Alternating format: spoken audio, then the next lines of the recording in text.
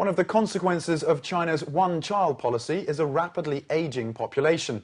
The artificially low birth rate means the country is facing a problem that other developing countries will not have to deal with for at least a generation. In 2005, over 140 million people, more than 10% of the population, were over 60. That figure is larger than the population of all but a handful of countries.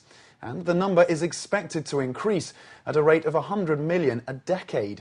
This means that by 2040 there will be around 430 million seniors, or 1 out of 4 Chinese.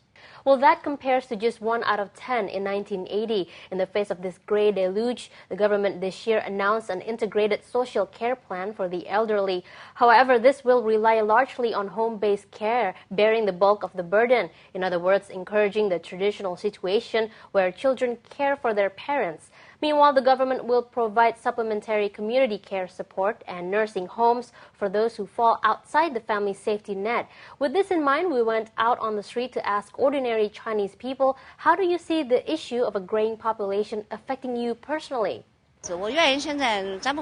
I hope more nursing homes can be built, especially in our community or somewhere nearby and convenient. As for me, I'm already 80 years old. I can't live with my kids all the time. They have their own work to do. I don't want to be a burden on them. I feel that recently more and more old age pension measures are being implemented. For example, in rural areas like my hometown, elderly people with no one to support them are taken care of by staff in nursing homes owned by the local government.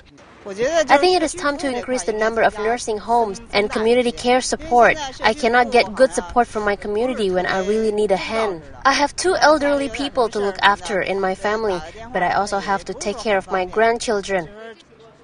From the perspective of social welfare, I think our country should learn from Western countries' passion-based measures, community care and nursing home service. In China, old people have traditionally been taken care of by their children. Nursing homes for the elderly are still an alien idea in much of China. If this way of thinking can be changed, elderly people could enjoy life in nursing homes.